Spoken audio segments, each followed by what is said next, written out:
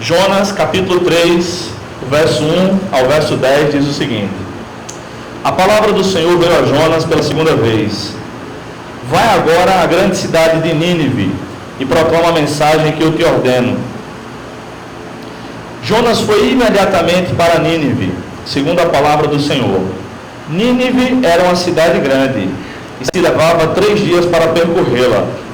Jonas começou a percorrer a cidade por um dia, clamando: Nínive será destruída daqui a 40 dias. Os habitantes de Nínive creram em Deus e decretaram um jejum e vestiram-se de pano de saco, do mais rico ao mais pobre. A notícia também chegou ao rei de Nínive. Ele se levantou do trono e, tirando o manto, cobriu-se de pano de saco e sentou-se sobre cinzas.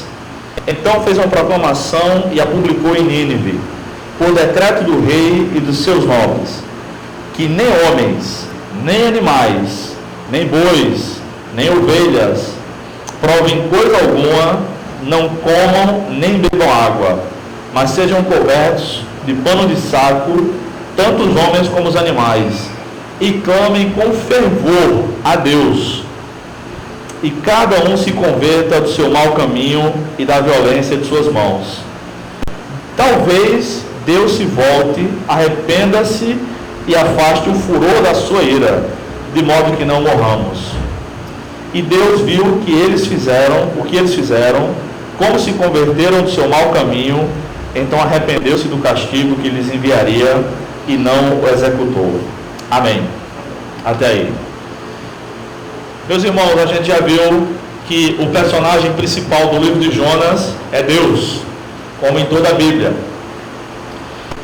No capítulo 1 desse pequeno livro, Jonas foi convocado para ir até esse povo e desobedeceu a Deus, mas o chamado missionário de Deus é irresistível, significa que ninguém pode resistir para sempre, ninguém pode desobedecer para sempre o chamado missionário de Deus. No capítulo 2, nós vimos a oração do profeta, quando ninguém mais podia ver, nós vimos a oração mais secreta de todos os tempos.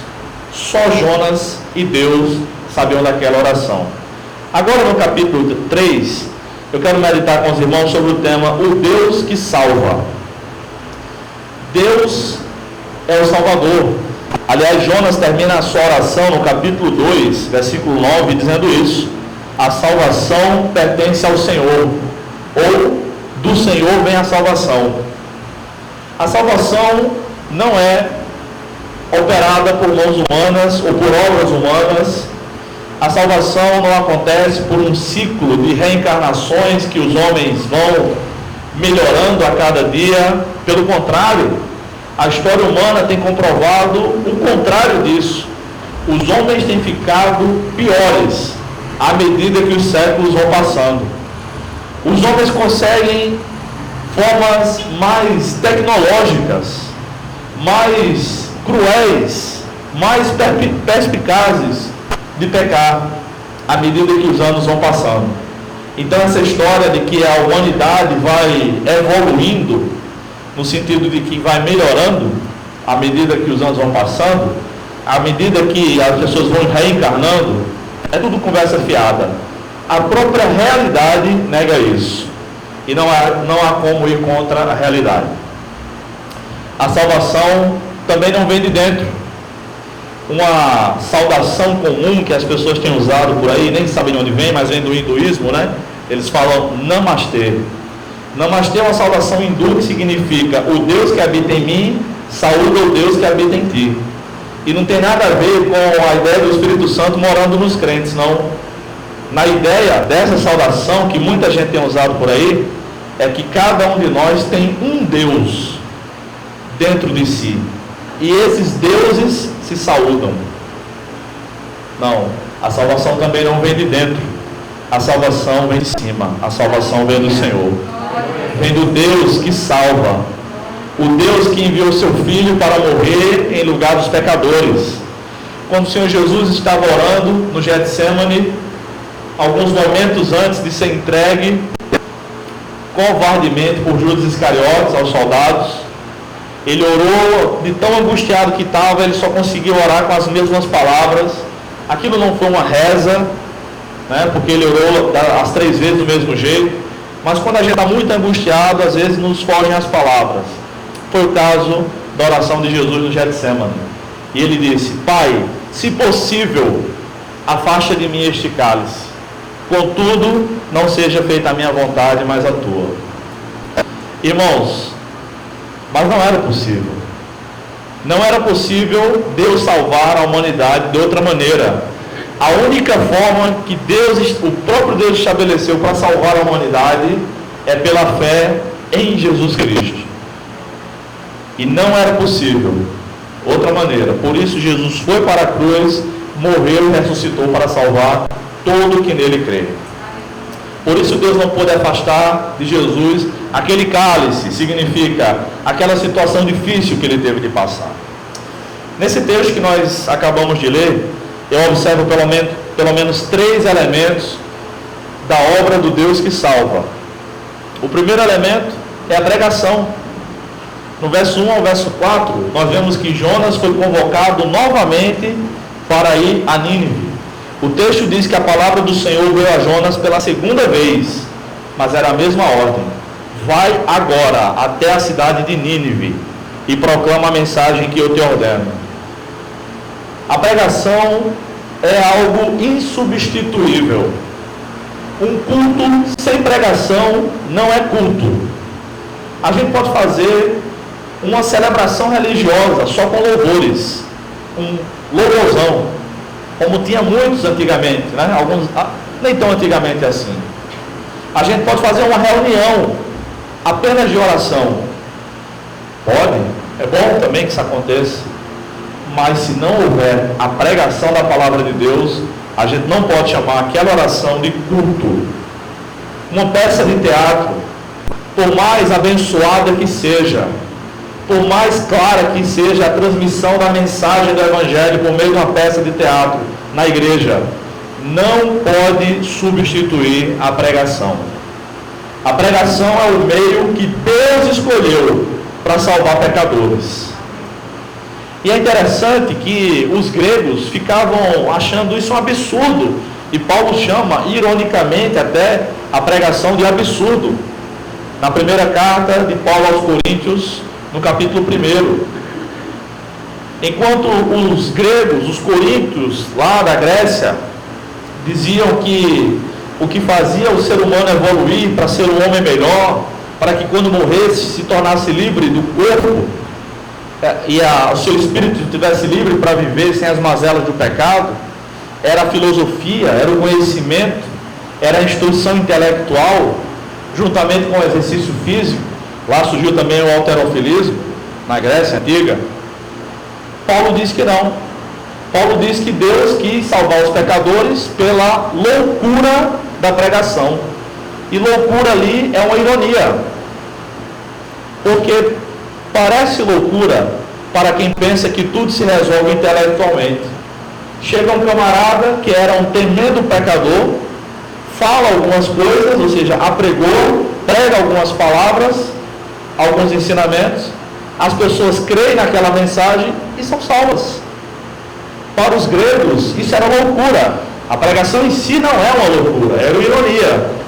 Mas esse é o método que Deus escolheu para salvar os pecadores. A loucura, entre aspas, da pregação. E Deus foi o primeiro pregador. Deus foi quem conversou com Adão e Eva, explicou como ele criou todas as coisas, ninguém tinha percebido, ninguém tinha visto. Os anjos viram uma parte da criação, mas os anjos também foram criados por Deus. Só Deus é sempre eterno, ou seja, só Deus não teve princípio, nem terá fim. E Deus foi anunciando a sua mensagem aos seres humanos. Ele foi o primeiro e grande pregador. Aí ele nos deu uma grande responsabilidade, um imenso privilégio, de também portar a sua palavra. Um pregador é um porta-voz de Deus. Um pregador é aquele que é um arauto de Deus, anuncia o Evangelho de Deus, a palavra de Deus. Mais ou menos como aquela brincadeira que a gente fazia na infância, seu rei mandou dizer. Lembra? Um grupo de 4, 5 amigos escolhia uma das crianças para ser o rei da vez. E aquele rei, né, tinha que anunciar uma mensagem, ir até alguém, falar alguma coisa, às vezes até meio desaforado. O rei mandou dizer, era brincadeira. Depois outra criança seria o rei, e aí todos seriam rei em algum momento. Mas a pregação não é uma brincadeira. A pregação também não é lugar para fazer brincadeiras.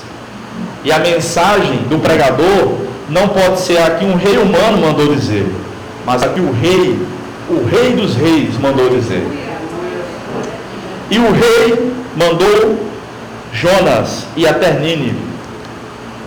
Ele enviou sua palavra por meio de Jonas. Jonas teve de pregar. E é interessante que Deus muitas vezes envia seus servos para lugares específicos.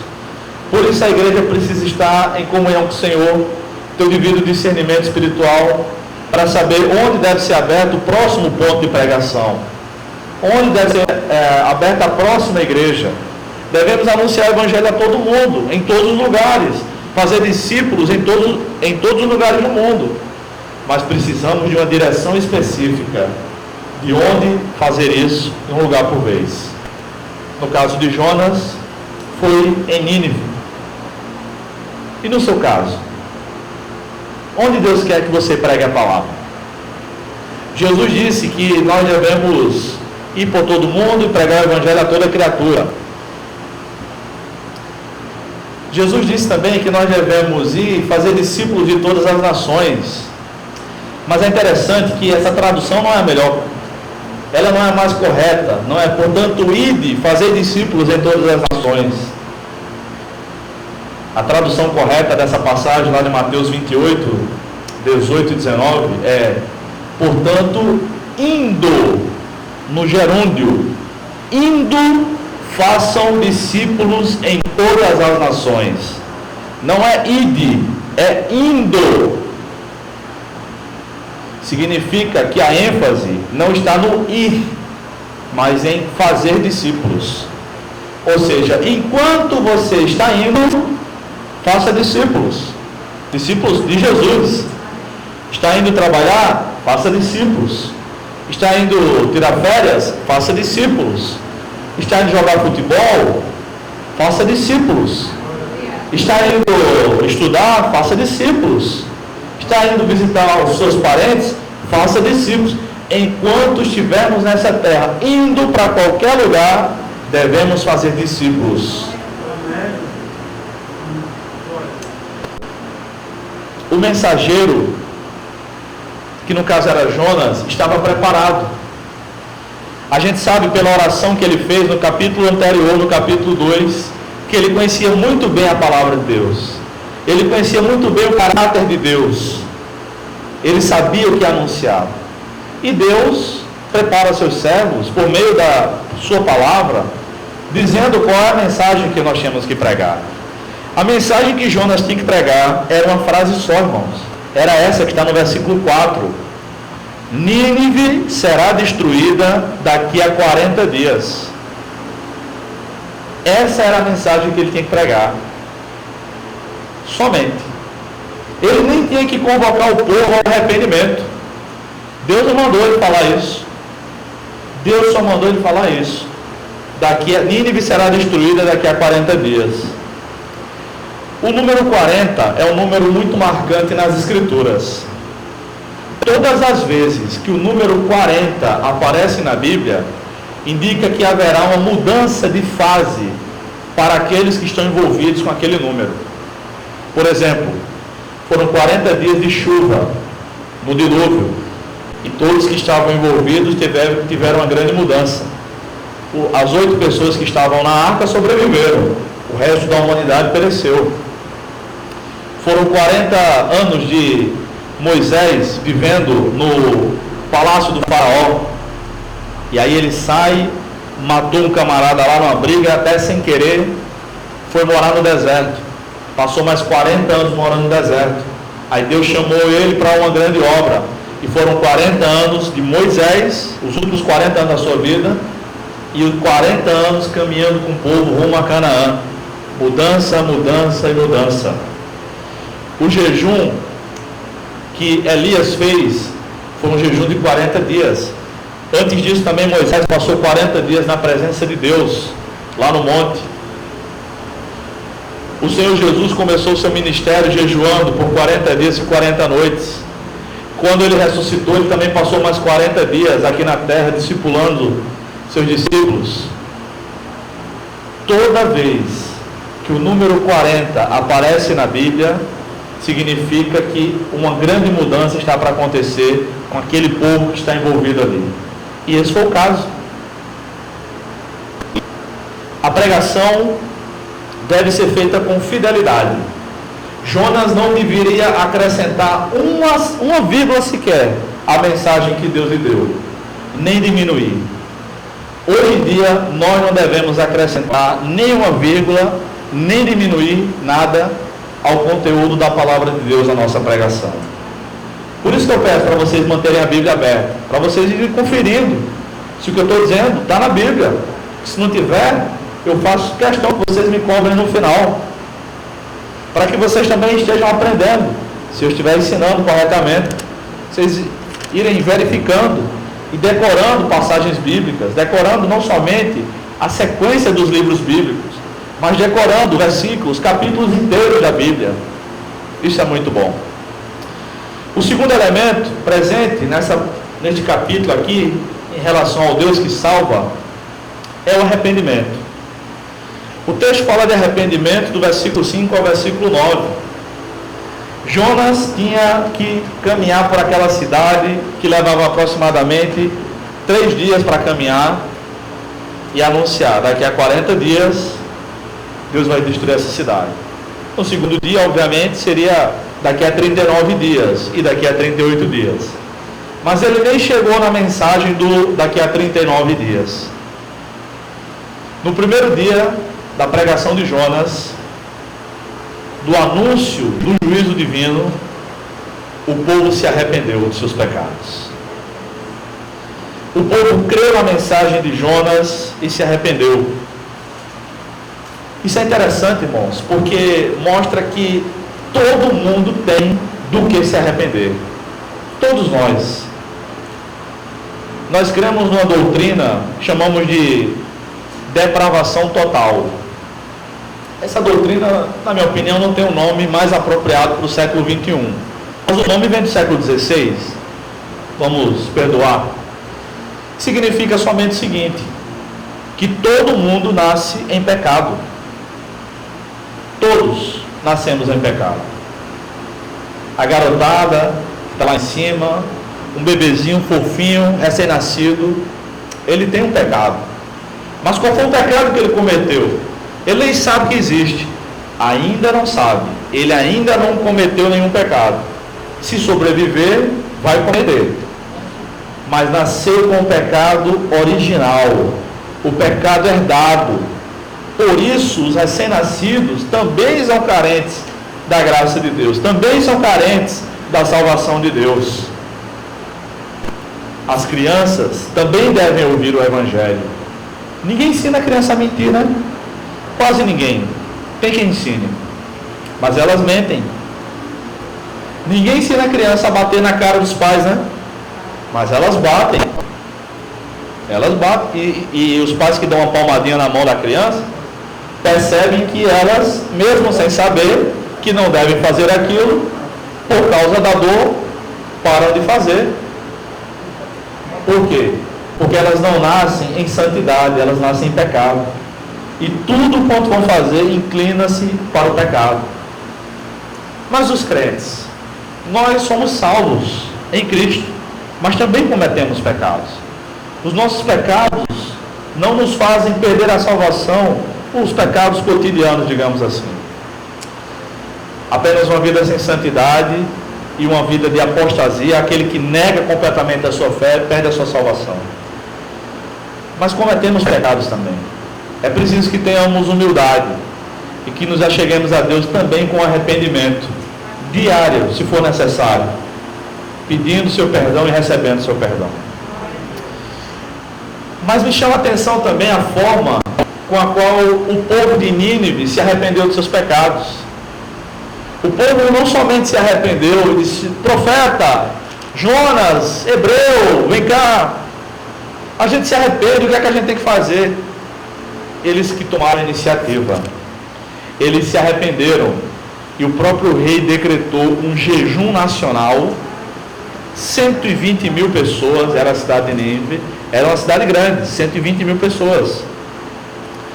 Pano de saco, naquela época, as pessoas vestiam pano de saco, hoje em dia seria como uma roupa de estopa, uma camisa de estopa, sabe aquele negócio vermelho que vem os sacos de laranja, né? Lá no Mercado Central, demonstrando humilhação diante de Deus. Hoje em dia seria mais ou menos assim.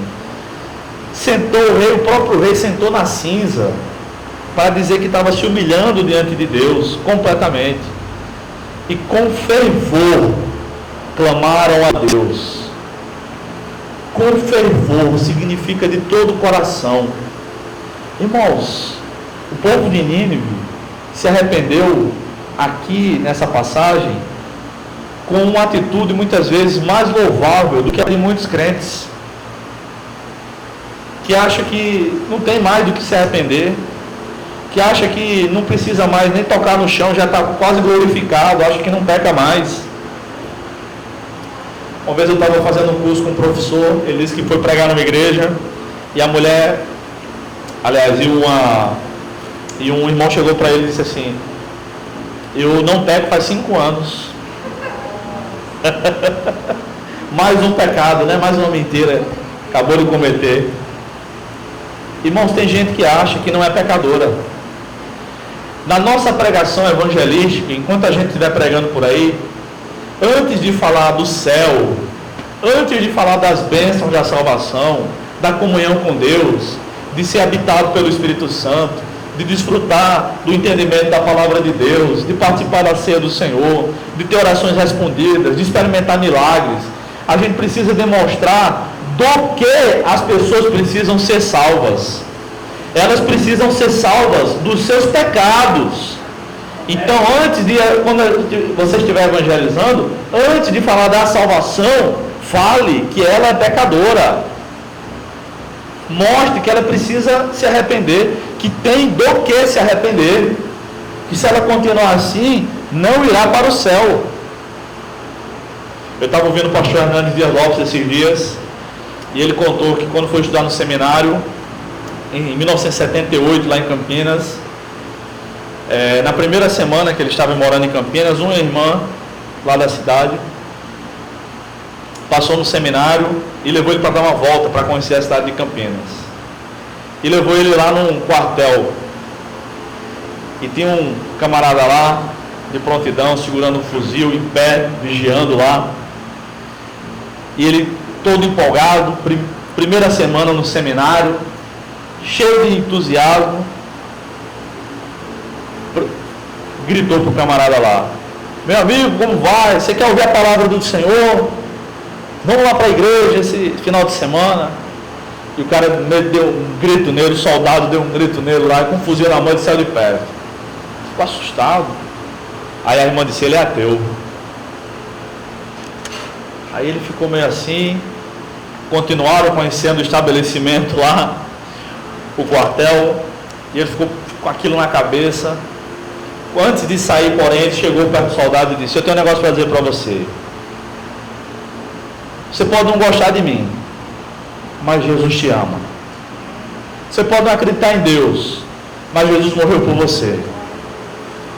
Você pode pensar que é autossuficiente, que porque está aqui, é jovem, é saudável, está com esse fuzil na mão,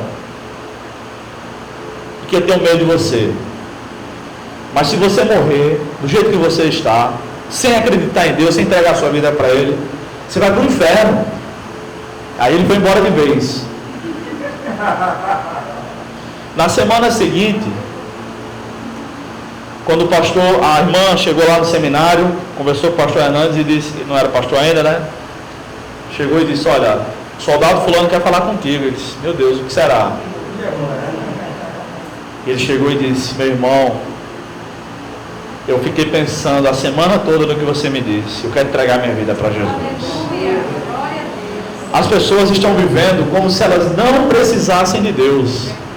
É nossa missão dizer que elas precisam. Amém. Mas esse texto é interessante porque também fala do arrependimento de Deus. No versículo 8, aliás, no 9, os ninivitas disseram assim, o rei disse assim: talvez Deus se volte, arrependa-se e afaste o furor da sua ira, de modo que não morramos. Como assim? Então eles se converteram. Eles não se converteram e chegaram diante de Deus ou diante do profeta, cheio de razão, cheio de direitos, como a gente diz, dizendo: agora eu sou crente, agora eu sou filho do rei, tenho direito a um monte de coisa, como o Valnice Milhões andava pregando por aí, né? E as meninas em casa muitas vezes não queriam nem lavar a louça. Quando a mãe mandava lavar a louça, sou filha do rei. Mas enquanto ele não pagar as contas aqui, o rei que você está falando, você vai lavar a louça, passa para lavar. E muitas levaram boas palmadas por causa disso, e com razão. Eles esperavam na misericórdia divina. Irmãos, isso aqui é uma figura de linguagem. Significa que não é exatamente assim, porque Deus não pode se arrepender. Para que Deus se arrependesse, seria necessário pelo menos duas coisas. Uma das duas: que ele fosse pego de surpresa, e aí, me arrependi aqui, não deu certo o que eu queria. Isso não pode acontecer com Deus, porque Ele é onisciente, Ele sabe de tudo. Ou que Deus errasse. Se Deus cometesse algum erro, aí sim Ele poderia se arrepender. Mas Deus não pode errar, porque Ele é perfeito. Por isso Ele é Deus. Ele é perfeito. O arrependimento divino é uma figura de linguagem, a gente chama de linguagem antropomórfica. É uma linguagem para o homem entender. Quem estava olhando o agir divino naquela época e viu que Deus suspendeu o juízo em Nínive, entendeu que foi como se Deus tivesse se arrependido. Mas em essência, Deus não se arrepende. Isso é a mesma situação que aparece em Gênesis 6, quando diz que Deus se arrependeu de ter feito o homem.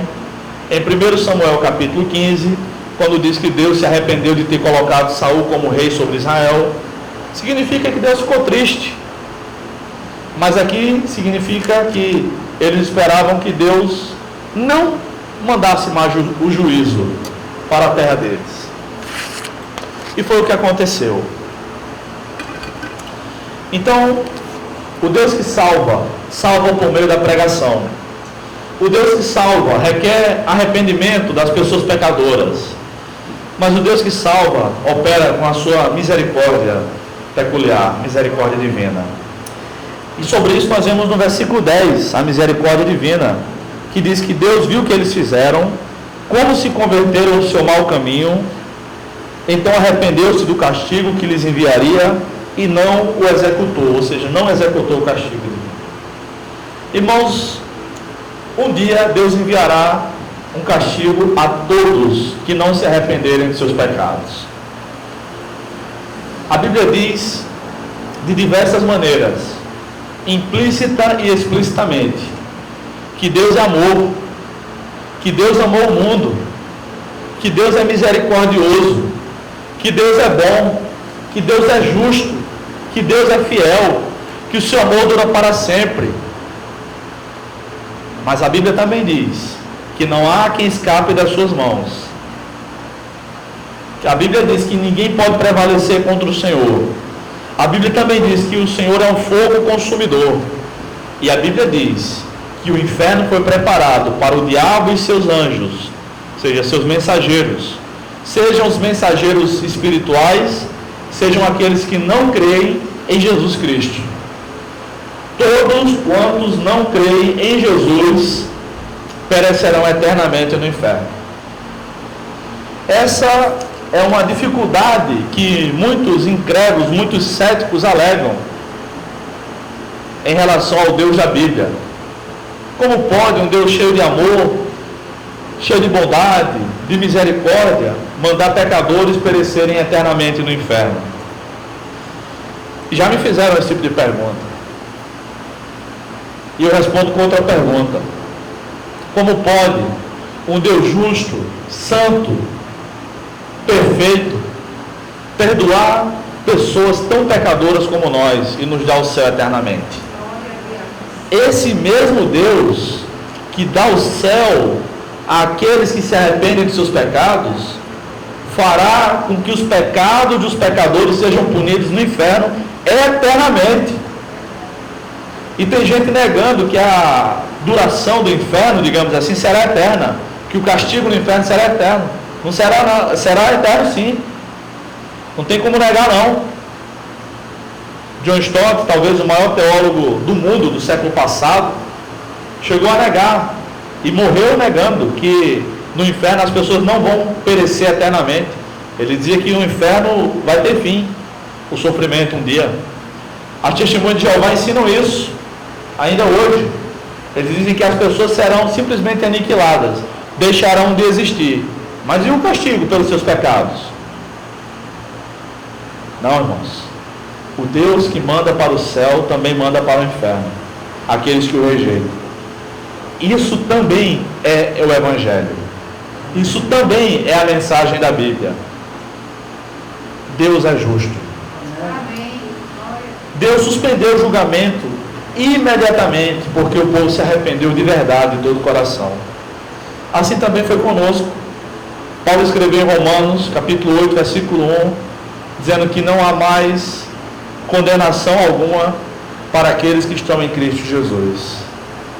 Nós passaremos pela morte, mas a morte, se Jesus não voltar na nossa geração, né, nós passaremos pela morte.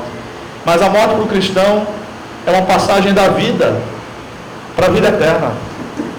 É só um trem que vai nos levar da vida temporária, essa vida que tem sofrimentos, que tem sentimentos nada bons, para a vida eterna com Deus.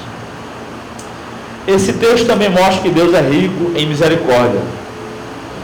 Ele muda, ele suspende o julgamento na vida daqueles que se arrependem de seus pecados. Assim como foi com Nínive, é ainda hoje. Em qualquer lugar do mundo, quem invocar o nome do Senhor será salvo. Quem clamar por Deus terá seus pecados perdoados. Irmãos, nós temos a mensagem mais importante do mundo para comunicar. O Estado não pode fazer isso. O Estado pode fazer estradas. O Estado pode construir bons hospitais, providenciar vacinação, até gerar emprego. Nesse mundo a gente pode desfrutar de muitas coisas boas, mas a salvação vem do Senhor. Ele é o Deus que salva. Assim como Jonas, a igreja também foi chamada por Deus para anunciar sua palavra. Porém, muitas vezes somos rebeldes, como Jonas também foi um profeta rebelde. Irmãos, sejamos obedientes ao Senhor. Deus deseja revelar sua misericórdia e a sua salvação àqueles que se arrependerem de seus pecados. Mas para isso é necessário que preguemos o Evangelho. Não como Jonas, que foi fiel na mensagem, mas fez de má vontade. A gente vai ver semana que vem a disposição de Jonas em pregar. Não foi nada agradável. Deus quer que nós sejamos fiéis à mensagem e preguemos de todo o coração, com amor às pessoas, com amor àqueles que vão nos ouvir. Irmãos, o Deus que salva está disposto a salvar muita gente. E há muita gente aqui nessa redondeza, nessas ruas, que estão angustiadas porque não sabem o que fazer, não sabem a quem clamar. Nós temos a mensagem correta. Devemos pregar o Evangelho, devemos anunciar o Deus que salva. Deus tenha misericórdia de nós. Vamos orar mais uma vez? Deus amado, louvado seja o teu nome. Obrigado porque a salvação vem do Senhor. O Senhor um dia nos salvou, um dia enviou o seu Filho Jesus para morrer na cruz em nosso lugar. E um dia fez com que ouvíssemos também o Evangelho da salvação. Te pedimos que o Senhor tenha misericórdia de nós e nos ajude a pregar a tua palavra com fidelidade, a anunciar a mensagem que o Senhor nos deu. E quanto isso, enquanto estivermos vivendo neste mundo, que muita gente possa ser alcançada pela Tua palavra, por meio da nossa pregação, Senhor. Usa-nos nisso. Ó Deus, nós te pedimos que o Senhor traga pecadores a esse lugar, para se arrepender dos seus pecados, para servir ao Senhor nesse ano de 2021. Que novas pessoas cheguem aqui, que esse lugar seja um lugar de salvação, que a Tua palavra flua deste púlpito e também da nossa vida, para alcançar pessoas que estão sem esperança, sem Deus, sem salvação. Em nome de Jesus pedimos. Amém. Amém, irmão. Deus abençoe.